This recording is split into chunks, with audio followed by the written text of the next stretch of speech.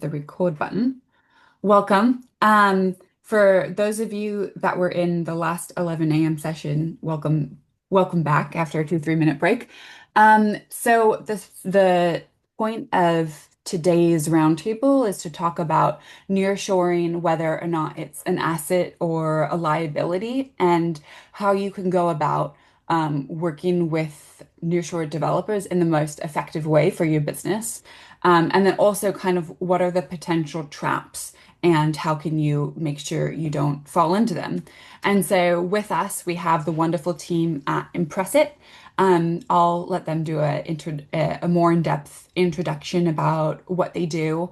But we've been working with the Impressit team for some time now, and they're absolutely fantastic because they have both team here in London and also in Ukraine. And so you can get face-to-face time with their team and also have a really good relationship with your developers out in Ukraine. And they gave a talk at our last Founders Camp a few weeks ago, actually. It feels like months ago, about how they worked with one of the founders in our community to create an MVP in just 7 hours. And so whether you're trying to do like a 7-hour version of your MVP or a more in-depth version, or you're past your MVP and you're now launching new features, we'll kind of cover how they can potentially work with you, but also just what's the background knowledge you should have before speaking with developers in general. One thing that would be really helpful is if I know from most of your backgrounds whether or not you're a technical co-founder or a non-technical founder.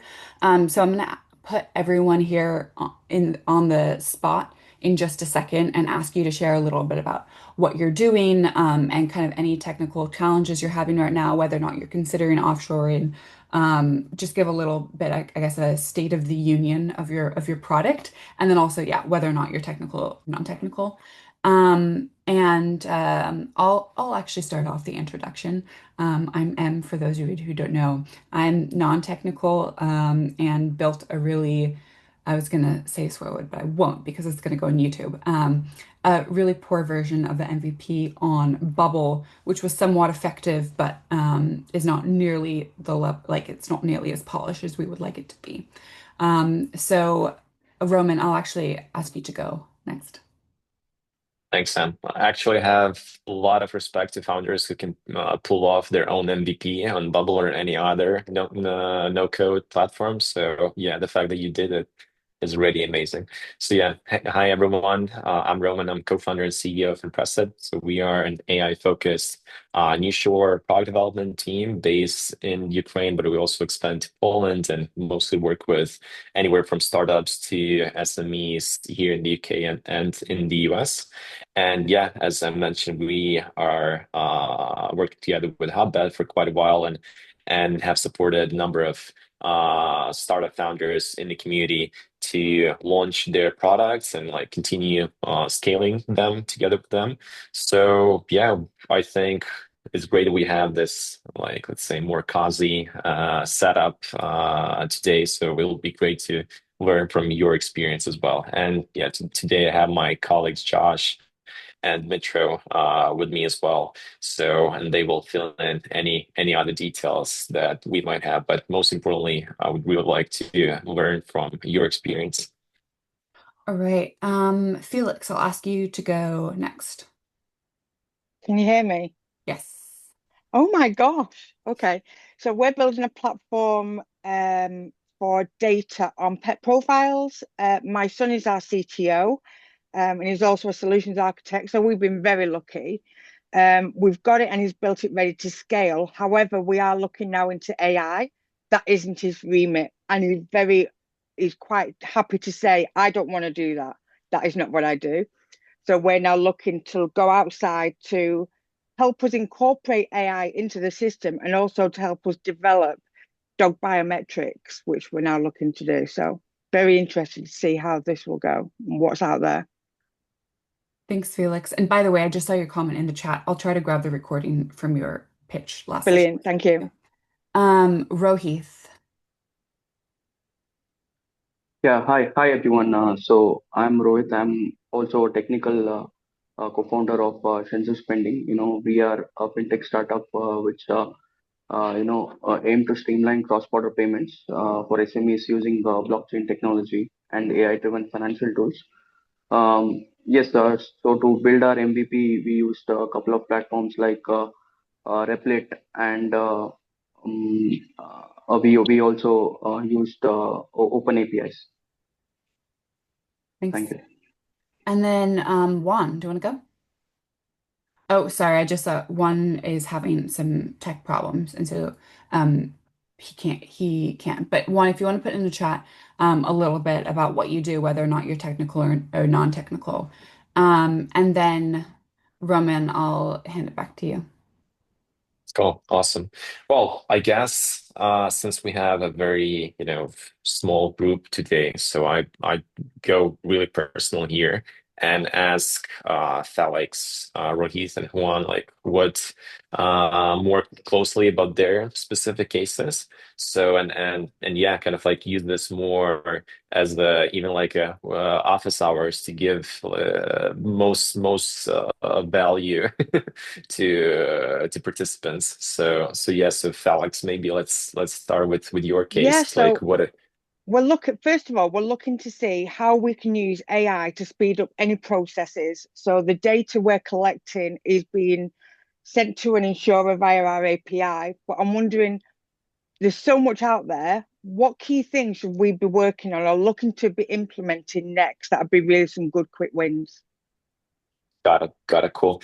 Well, I think we have a solution just exactly for these cases. So right now, what we have launched is like a stage by stage approach towards implementing AI into specific products.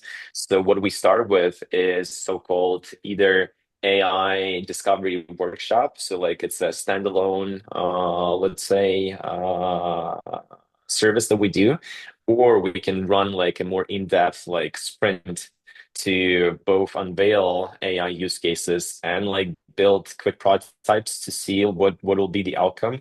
So yeah, definitely that could be a path forward for sure. So I'll give an overall, let's say, intro to how typically we approach working with startups and how we mitigate some of the let's say concerns and common stereotypes of like Hey, risks hey Roman. that Sorry, do you yes. mind if I just jump in for a minute? Because we've had a couple people join. Sure. And so, just to set the scene for everyone, you came at a perfect time because Roman's just about to talk about how to, I guess, like set up working with nearshore developers and kind of do a nice introduction. So, you arrived at the perfect time. For those of you that just joined, I'll call on you in a few minutes and ask you to do a little introduction about what you do, whether or not you're a technical founder or non-technical founder, but just wanted you to have that context for what Roman's about to share. Sorry, Roman. No worries, no worries. Thanks for doing that. So yeah, so first and foremost, as Em mentioned, so from a couple of weeks ago, together with Ross, who's one of the Hotbed community founders, so we did like a case study presentation at Founders Camp here in London. So, and one of the key points that I mentioned was that when you're hiring your team, whether it's like your in-house team or a nearshore remote team, so the process should be pretty much the same. You should do the same amount of vetting and making sure that you are like really feel comfortable and confident in the people that you'll be working with, similarly as you would hire in-house. So that would be my first point to really highlight that when you're working with like a third party team, make sure that you have, let's say, you build the foundation for a relationship that will have like this feeling of commitment on their side and really vet those teams who you feel have like this kind of like skin in the game mentality and they feel involved in the project. So who don't like, let's say, enter the relationship with a very let's say limited view of of what their involvement is, but have like a broader perspective of the project, come up with ideas, challenge you, so that you could see that there is like two-side dynamic in this relationship, and not only like, okay, I give you the requirements, give me the quote, and deliver the desired result. So that is really important. That's why, for example, in Falx's case. So we would sit down and kind of like brainstorm about the AI use cases as if we are like Falx's product team, and together we are unveiling what are the possible solutions. So since we have more participants joining, so yeah, let's probably do quick intros and fetch some topics for discussions as well. Yeah. Perfect. Chloe, I'm gonna call on you first. So yeah, just a little background, what you do, where you're at with your product, any specific concerns you have, questions you have, and then whether you're technical or non-technical. Sorry, Chloe, you're on mute. Sorry. Sorry, thank you for that. Yeah, I'm developing an app called Reset, which is a wellness app AI powered for neurodivergent people like me. And I had a meeting before with Roman. Am I technical? Not a little bit, but not quite. So I definitely would need some help to build the app.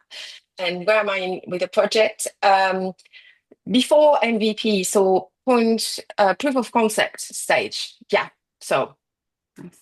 Thanks. And just a follow-up question, is there a specific, I guess, like neurodivergent group or concern that you're focusing on? no, so the app is based on the methodology with 8 pillars of health. So it's actually aiming for the whole neurodivergent group. And what we're going to do with Reset is partner with other apps and direct people actually to specific apps depending on their neurodivergence. Yeah. Got it. Thanks. Ignatius, I just saw that you posted a comment in the chat with like a little introduction. I don't know if that's because maybe you can't come off mute and do an introduction. So if you want to add anything more to your comment now, you're welcome to. Okay, thank you. Good afternoon, everyone.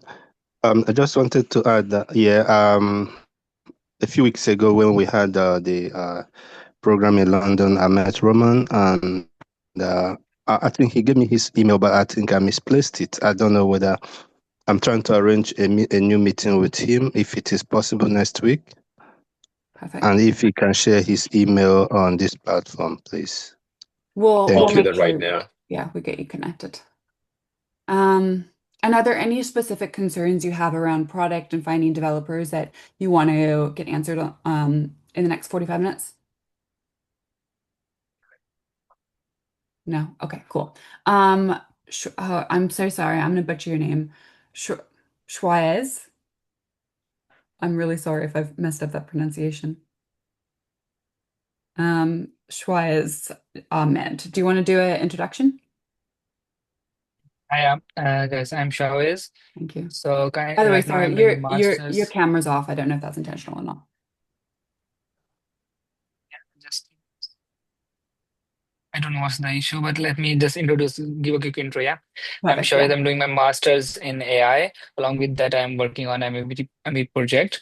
It's a running app for runners, and basically we are working on safe running routes for hyper personalized routes for the runners. And you know what runners wanna train for the marathons as well, so it includes that. Yeah, Nice. I would totally use that app, by the way, if you're looking for thank you. new users. Okay, Roman, back to Cool, cool. So yeah, maybe let's start with this like broad question. Like, do you have any of like concerns and like fears when it comes to working with a nearshore team? Maybe someone had some bad experience before. So yeah, maybe let's start with this question and see what the audience had to say. I'll let you to call on people. I was gonna say, actually, I can start off with one like Okay. question that popped up for us is I think we ended up speaking with 3 or 4 different agencies and got wildly different price points ranging from like 20K up to 250K, and more or less on the surface people were offering the same set of features, but when you had a price point that was like 25K, 40K, 85K, and 250K, and we had no idea what to what to do with that, and where to push back, where we were being overcharged, and what was like a fair price. So that's a starting concern I have that I've also had from some other founders. Chloe, is there anything that you want to add?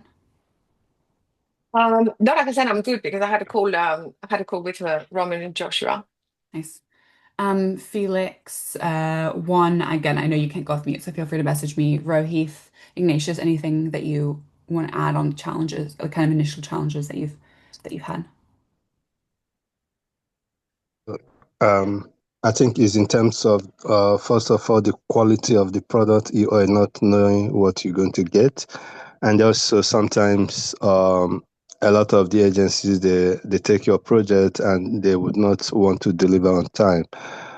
Maybe they have too much projects on their hand, and a lot of the time you are not sure when you're most likely going to get your project done. And another concern I just want to add into is like if you're a non-technical founder and you're receiving the tech stack that a dev agency suggests, how can you figure out whether or not there are like technical limitations that you're going to run into 12 months from now that will require a rebuild? So I guess like how can you assess the quality and the scalability of the suggested tech stack from devs? Anything else anyone wants to add? No? Okay, Roman, back to you. Yeah, I would I would start with your like concern because actually a very valid point. So quite often founders get a very wide range of offers. So and there's a number of reasons for that.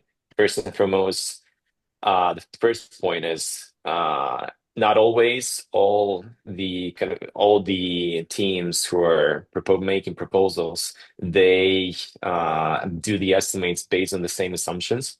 So the founder, for example, provides some limited information, especially well when it's a non-technical founder. So they provide like business, high-level business logic for let's say the MVP or the product or a specific feature, and then like different teams understand that let's say in their own way. So it's really important to give as much detail as possible to compare apples to apples and so on. So and right now I think AI tools help a lot with drafting proper RFPs. So and this can streamline and pretty much ChatGPT can give you a good template, a good structure of an RFP for a product, help add more details when needed. So you supply the sufficient information for all teams and they estimate the same product because again like people understand things differently, and one team can have a bit more like complex view of the product and think about more some things which will be really important later down the road, whilst the other team might have a very, let's say, MVP prototype focus, and they will quote the product only for let's say this initial stage without thinking much, okay, what are the next steps? So, and this product might not be as, let's say, scalable, and will need a lot of refactoring in order to scale further. So it's really important to iron out this information and even learn, let's say, from proposals of different teams, and then share those findings with other teams so that you level out the information that all teams have. Also, something that we, for example, struggle with is that usually we're quite pessimistic in terms, not pessimistic, but realistic in terms of the scope of the projects and some of the, let's say, important things that are needed to be taken into account in the early stages of the product in order not to have any significant roadblocks later down the road. That's why, to be honest, we see that most of our quotes for projects are usually a bit higher than others because, well, there's always this conflict between sales and delivery team doesn't want to screw up the client, the startup. They want to deliver, with at the expected level of quality and scalability. and within timeline. So, and yeah, not to overpromise. So they are leaning more in kind of like, yeah, a bit longer term and with the right, let's say, process and the right things taken into account in order not to fail the project.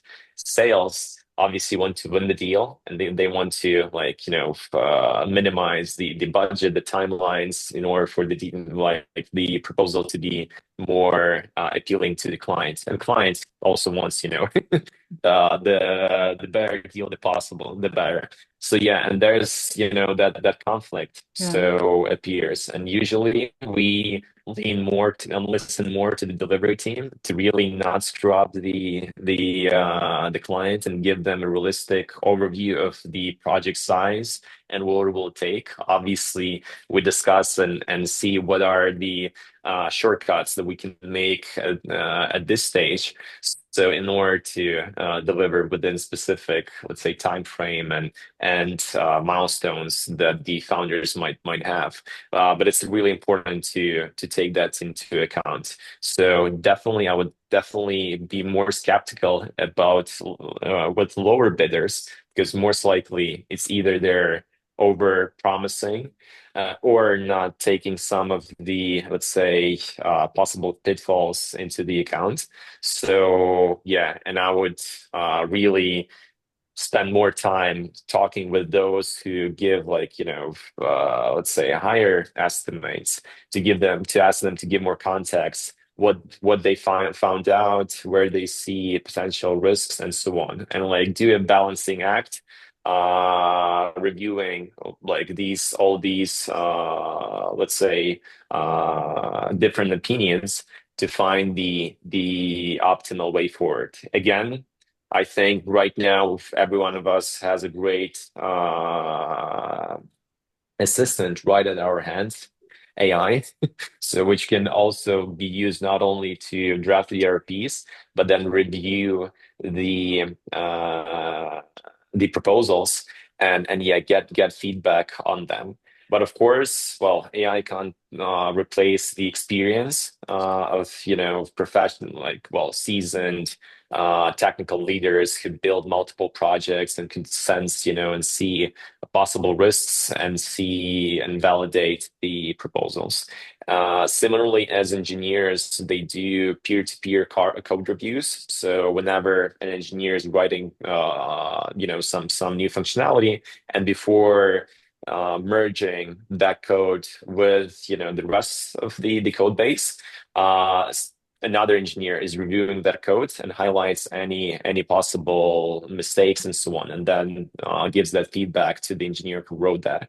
So I think it's advisable to do similar with proposals and quotes from development partners. So a lot of the founders we work with, they have like either advisors or like fractional CTOs or tech leads who consult them, and they review like what we propose, so that there's like another, let's say, a point of view on the solutions that we provide, because obviously, we understand that, well, we build according to the experience, according to the best practices in the industry, but it's still important to the founder to have another trusted, let's say, source of truth to validate that yes, the technology stack is on track, and yeah, that solution will be scalable in the long term.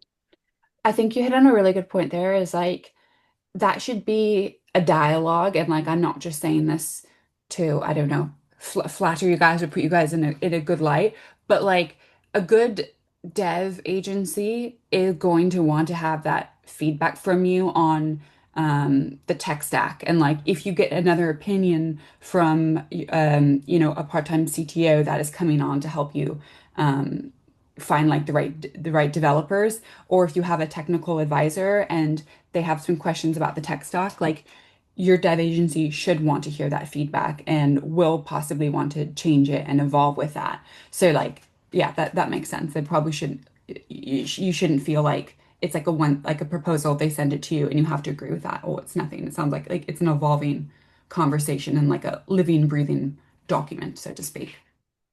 What, Yeah. go ahead.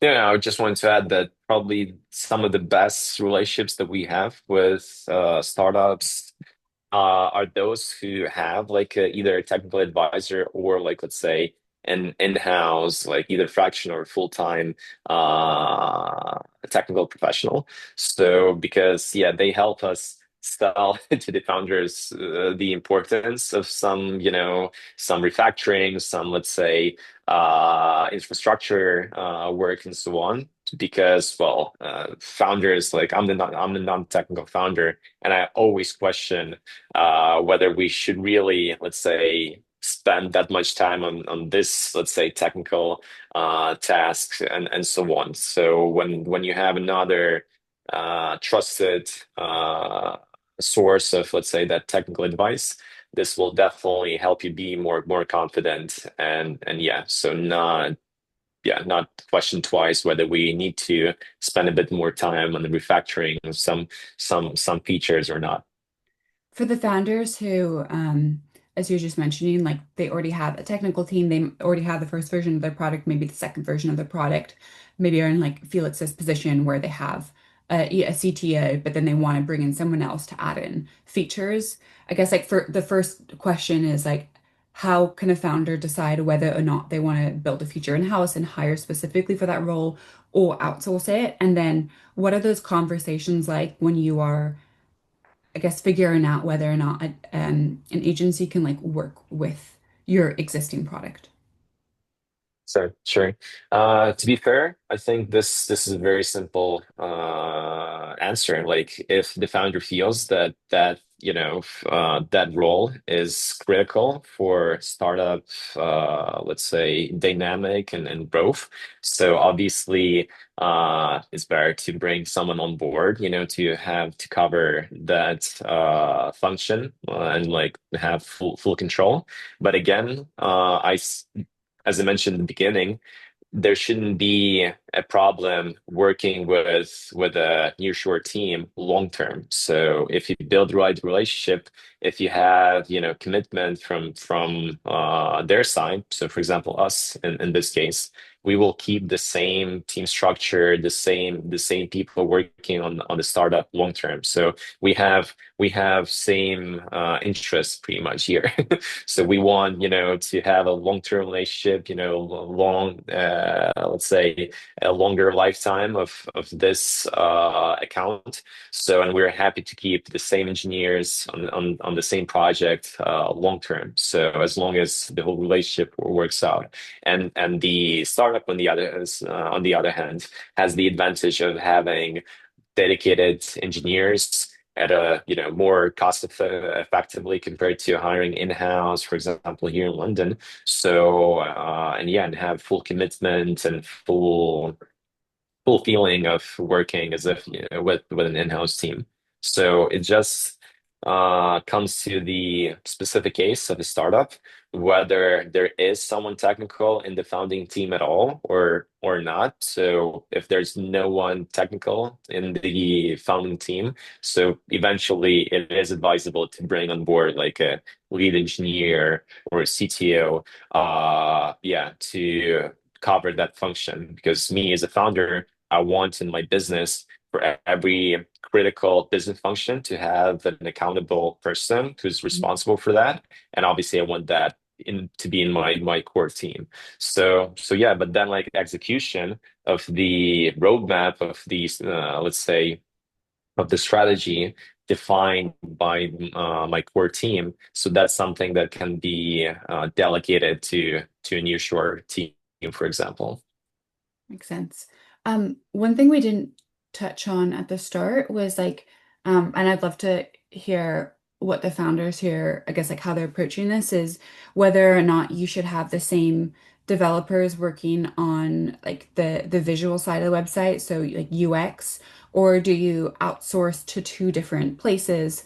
So for the founders who are going through that process, can you put in the chat or raise your hand or just like take yourself off mute now and share whether or not you're using the same agency or want to use the same agency for both.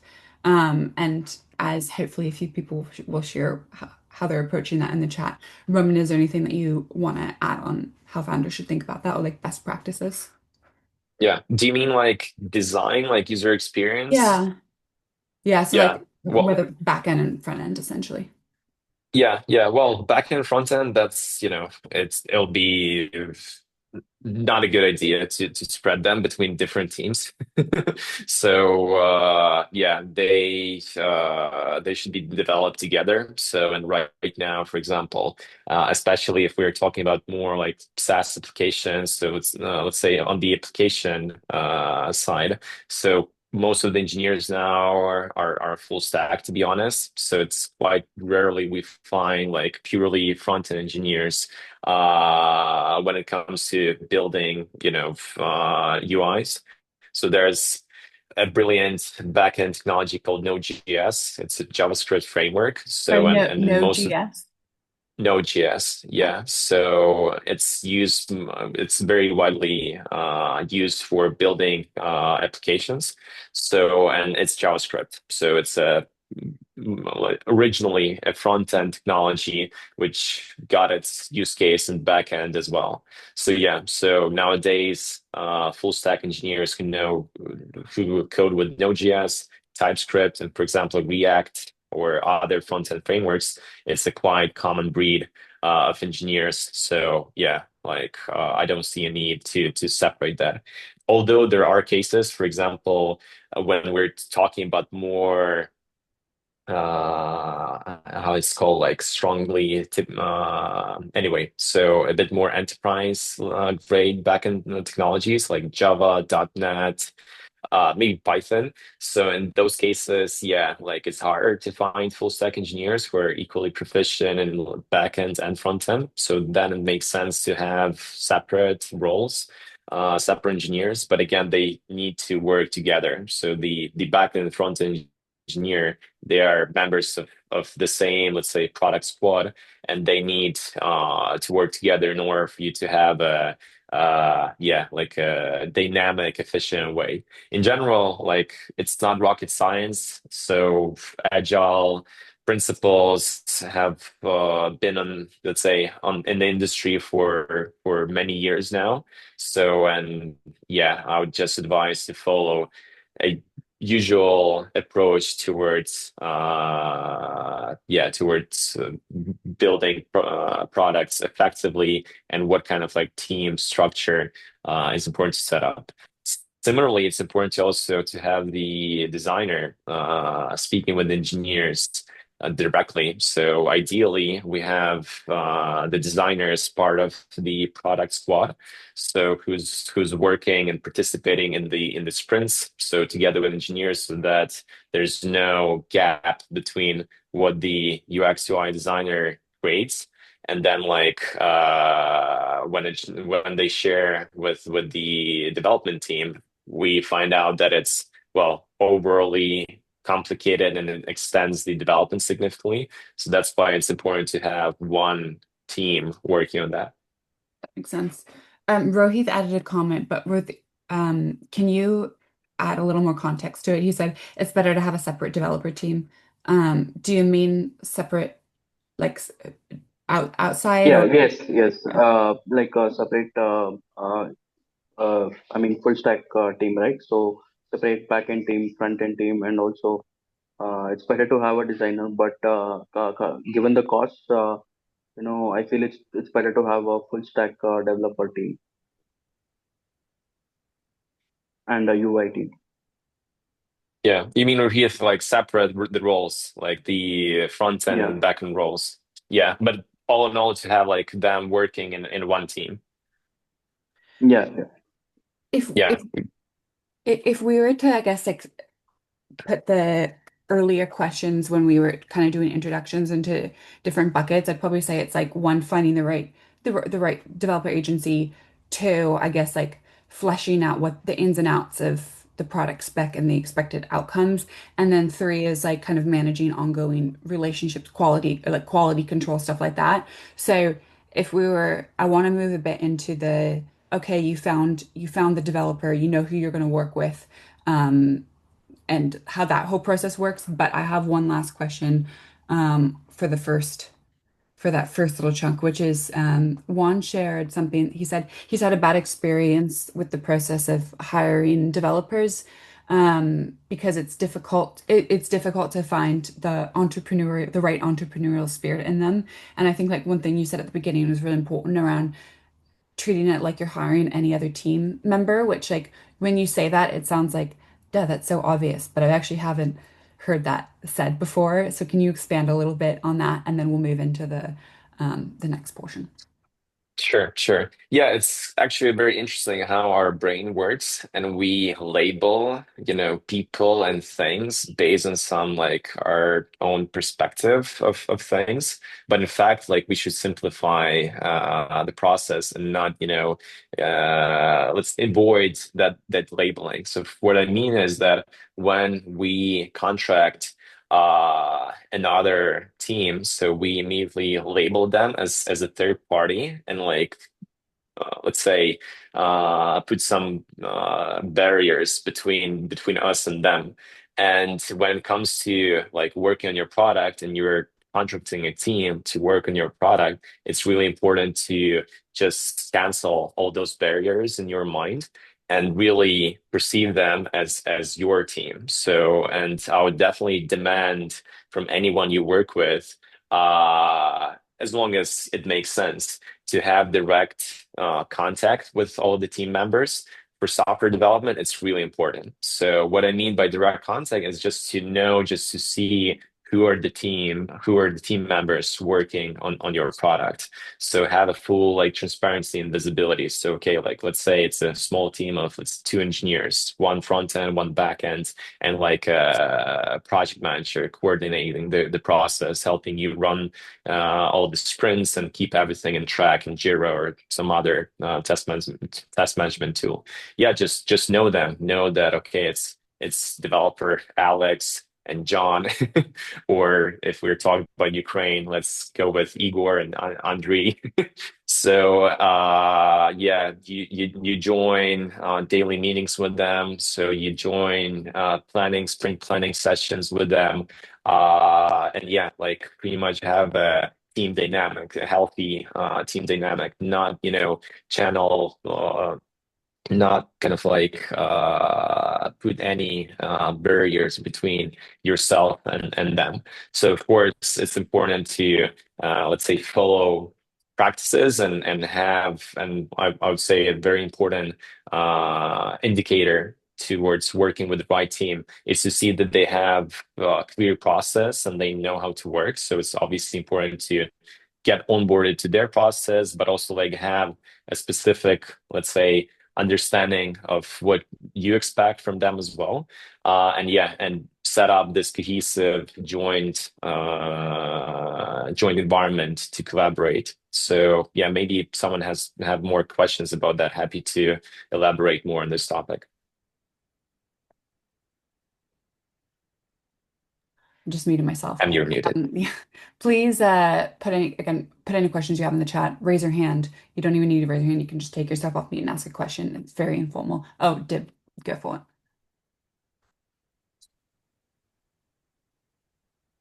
Everyone, couple of questions. I think follows very quickly, very nicely to what you just said.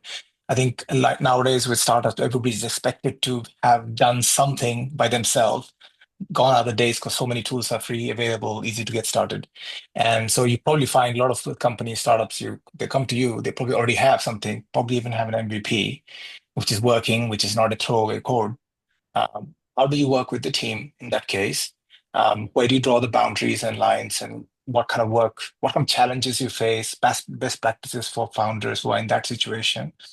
And I guess the following from that is what the commercials look like for you in that case. Is it a sprint-based structure that is, you pay for a certain number of sprints, then so on and so forth, and size the sprint as well? Sure. Thanks. It's a good question. So yeah, Yeah. first challenge is probably onboarding. So getting on board with the infrastructure that the startup already has at this point. To be honest, quite often we face the case when the founders say like, well, we got, to this point, and like, well, our stack is a mess. So and Yeah, and like that's the biggest challenge. Still, we take on these projects as well. So because then we see like potential for improvement, right? So when we see the possibilities really make a difference and show like, how the let's say the technical excellence can actually look like. So yeah, so the onboarding is the main challenge, and I would say that it's important to have patience in this on this stage. Patience, but at the same time, like critical thinking, like see progress, see healthy dynamics with the new team that you're working with, like expect from them like updates on their progress, what challenges they face, and like just that healthy feeling of people getting on board with some new stack, with the new code. Maybe it's not well documented, so there's a lot of heavy lifting needed to be done, but there's like a good dynamic and like let's say indicators that there's progress is being made. So yeah, like we usually are very upfront with managing the expectations in these cases, and we say that like it's really hard to give any estimates based when we join an existing infrastructure. It's way easier to estimate a project from scratch, but when you need to onboard to something which has been already built before, especially if there's not enough documentation, and usually on early stage, documentation is not a priority. Code test coverage of code is not a priority either. So it's quite a daunting task. But yeah, like we break out into phases usually and start with this onboarding phase, usually takes between 2 to 4 weeks. And after that, already give an audit assessment of the state of the application at this stage, and like the plan, the further roadmap with already some estimates of like refactoring, new feature development, and so on. So yeah, hopefully I've answered your and following the question about the commercials. We make it as transparent as possible as well. So we set up billing based on the team members which are assigned. So there's a clear breakout of for each role, their specific hourly or day rate, depending on the involvement. So, and then like the projection of like a monthly cost. So that's how we usually price projects. Do you do any partial? Sorry, stop me if. Okay, so thank you.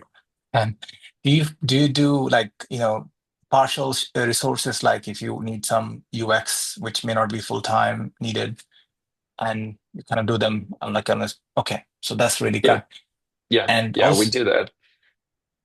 no, that's really perfect. And also one question, like you said, the onboarding takes time, 3 to 4 weeks. That sounds like not a lot, but then it can be also a lot depending which stage you're in.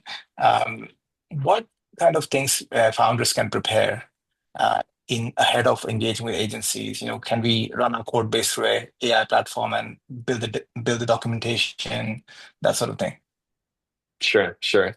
I would be, well, first and foremost, be very clear with the outcome of the engagement. So speak very clearly of where you want to, where you want to get. So that's really important at the beginning. Then combine, the most important assets. So let's say an overview of the current state of business. So what you already have built, what's the Mm, technology stack used there, what mm, are some of the issues you mm, find with mm, the current stack? What mm, were maybe the difficulties if you worked with someone else or an in-house engineer? So if there were some difficulties, challenges, mm, definitely add them as well. So, and mm, then it's important to just, yeah, be very clear in terms of the milestones which you're trying to hit. So you as a founder need to mm, provide similarly as you would, let's say, onboard an in-house engineer, provide the vision mm, for the mm, product, the mm, milestones, and the overview of the existing mm. what you currently have. So this will Yeah. be a great starting point for bringing on a new team. Awesome, Roman. And one last question, and probably very helpful for everyone, I think, is that um, you said about bringing on an engineer on like internal. One big difference is that we don't have to think about a big long backlog to say, hey, this is a 6 months look like. But what I found agencies when you work with them, they say we need a kind of a 6 months window of what that backlog plans to look like so that we can package our work against it. What kind of long-term thinking you need? Most startups probably don't have that and they want to be flexible. So how do you handle that? Yeah, yeah. Well, I think it just comes to the confidence, like Mm, mm, and again, like we don't necessarily need like fully scoped out backlog for the next 6 months. Just the, let's say, a verbal commitment that, well, you see the horizon for the next 6 months of work. And I uh, think that's where our value kicks in to help you scope out that compared to like having sorry, an in-house engineer, and then you need a bit more of hands-on, like dedicate more time to hands-on work, actually scoping out the work, putting it uh, all into Jira or some other task management tool and manage uh, that whilst working uh, with the team. You can delegate that to like a business analyst or project manager who will uh, translate your vision to like a well-defined and structured process. So yeah, I think that's the additional value of bringing on a nearshore team, because then you can, within a specific budget, you can balance and, as you said, like have a fractional, like part-time project manager who will coordinate the process and help them keep things in track, and then like uh. one or two engineers actually executing. And in that case, can you throttle the burn spend on a weekly, monthly spend? You might have a, let's say, 50,000 high level cost, but you say, hey, I will control the burn. This is one of the things that we need to control as a early stage with our Of investors. course, of course, that's one of the let's say fundamental Mm, principles, to have in mind, like the overall budget mm, of a specific stage of product development. So, and mm, keep, let's say, the founder informed on the mm, dynamic of the burn rate, and if there are any findings which let's say, which might cause the extension mm, of that mm, budget, give that information ASAP. That's why, again, like following a standard, mm. night standard, but the fundamental principles of agile is really important. So because Yeah. then you'll have sufficient Mm, communication points so mm. to share that important information. Can I Yeah, perfect. jump in? There were a number of things that you shared in the when we were talking about what we wanted to cover in this conversation, that I just hadn't heard before, and I want to make sure that it's founders are aware to watch out for these things in contracts because it's not always obvious. And some of those things were around IP, GDPR, and other like political risk, things like that. Could you cover that information? Sorry, I know that's like Sure. it's a big question. Yeah, it's quite big, but again, I think we now are way better equipped than before. So before, let's say, ChatGPT and AI, so we had to either rely on our own research or hire additional consultants, to draft necessary contracts and all the paperwork to make sure that your IP is protected. So now we can, early stage founders can well leverage AI tools to cover that significantly. So I would still recommend to have a qualified legal consultant to review the final, let's say, contracts to make sure that, yeah, everything is taken care of. But again, like that drafting piece can be covered by the AI.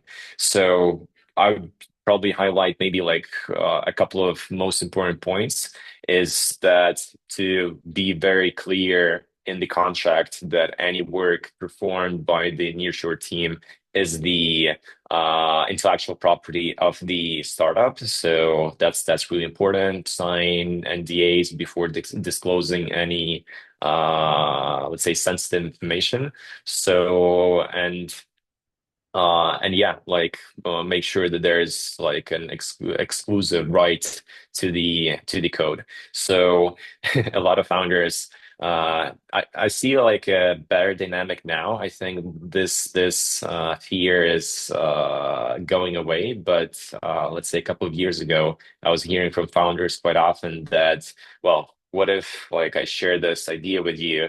And like you just steal and go away and launch it. Well, as everyone says, it's not the idea, but the execution is what important. And obviously, it's very unlikely that, yeah, like agency business whose like core function is to build products for other companies will like immediately just just stop doing what they were doing for the year all these years and jump into this new idea.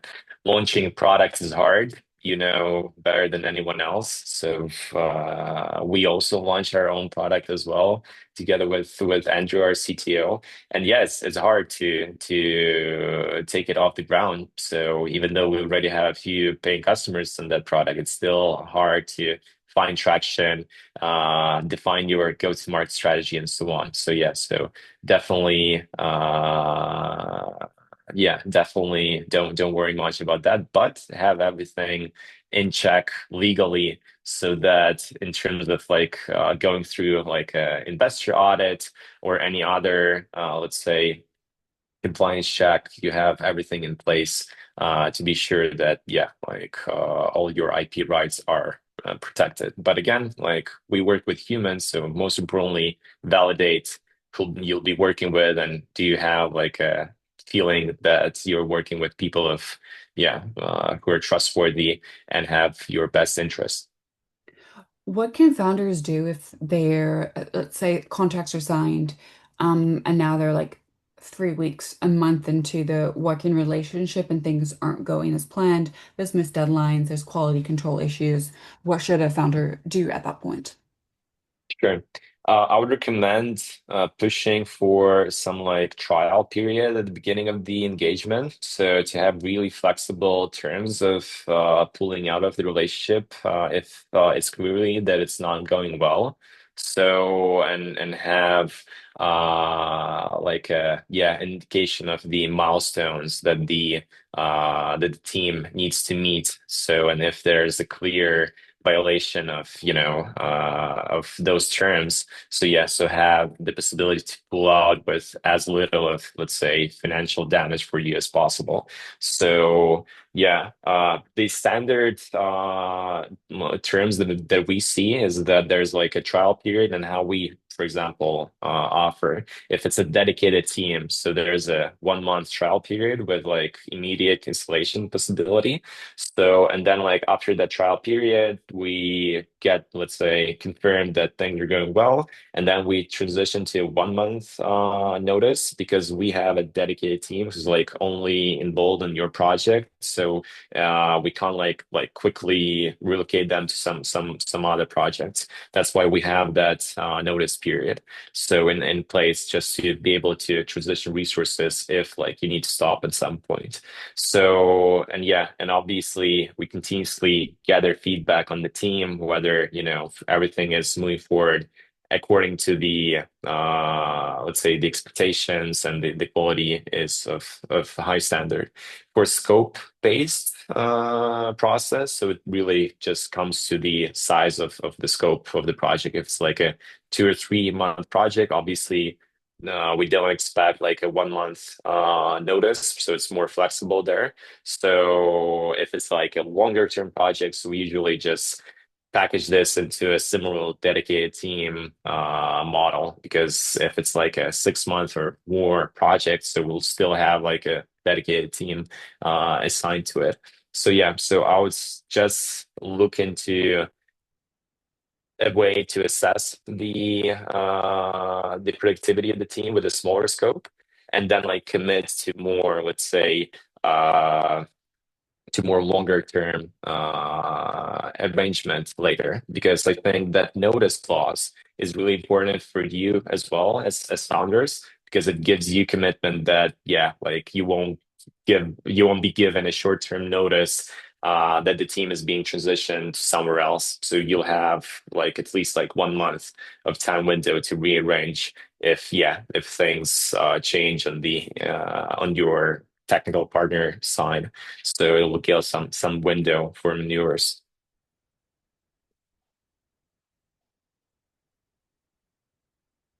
And you're muted.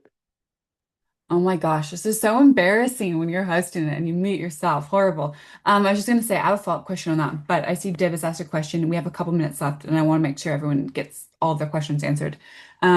So Deb has asked, what is the recommendation for the best stack for AI enterprise startups that makes it easy to work with agencies? Deb, do you want to take yourself off mute and maybe expand on that question a little bit? Yeah. Yeah, yeah, Roman. So we know I don't know PHP is anymore that interesting in this AI business with these days.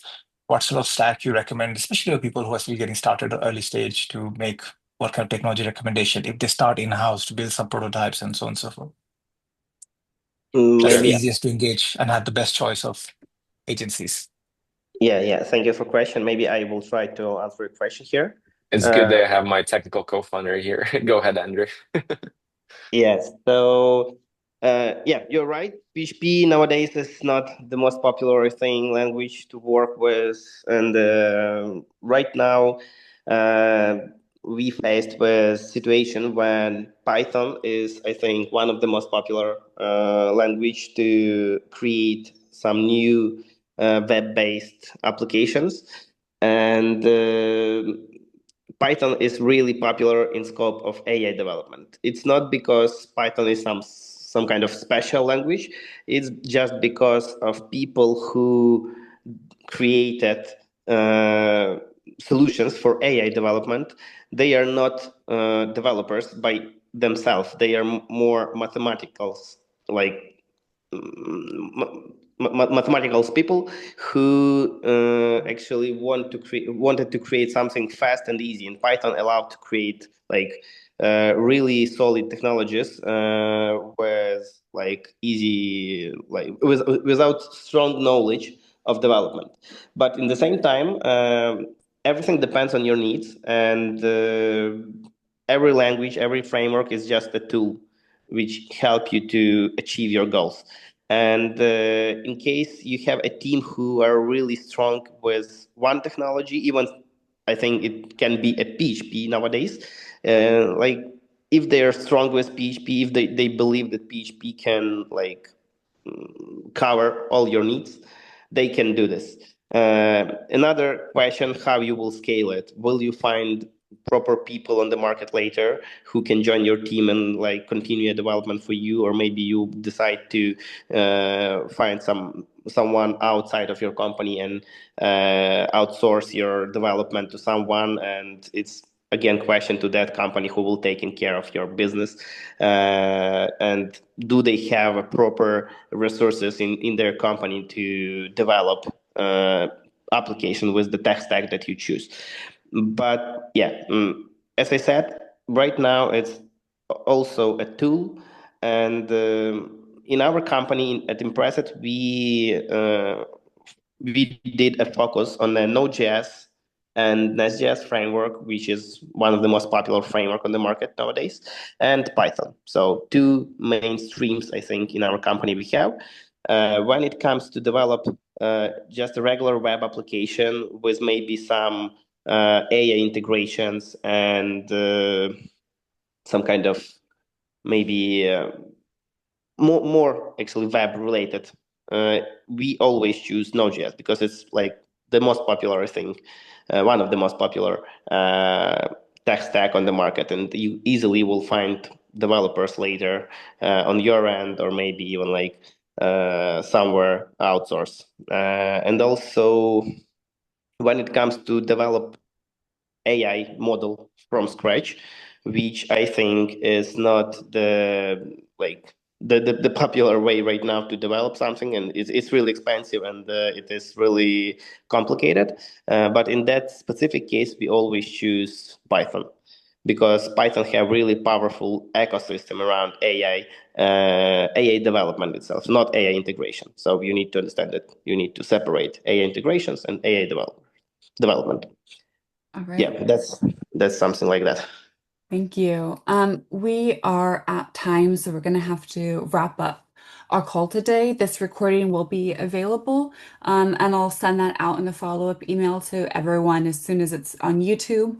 And then I'll also put in the contact details for the Impressit team and where you can find them to pick up on your conversations. Roman, Impressit team, is there anything else that you'd like to add?